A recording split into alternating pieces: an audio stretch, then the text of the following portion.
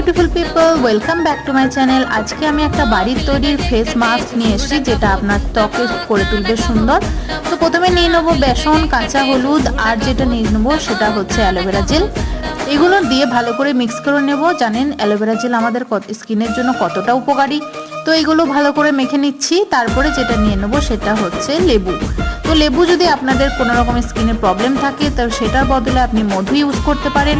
এগুলো সব সুন্দরভাবে মিশিয়ে নেব।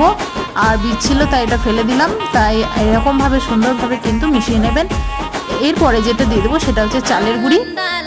চালের গুঁড়ি আমাদের স্কিনে বা নাকের ওপরে যে ব্ল্যাকেজ পড়ে তো সেগুলো কিন্তু রিমুভ করতে খুব সাহায্য করে। তাছাড়া সান ট্যান বা কালো দাগ যদি পড়ে সেগুলো কিন্তু ধীরে ধীরে রিমুভ করতে কিন্তু সারিয়ে তুলতে খুব সাহায্য করে।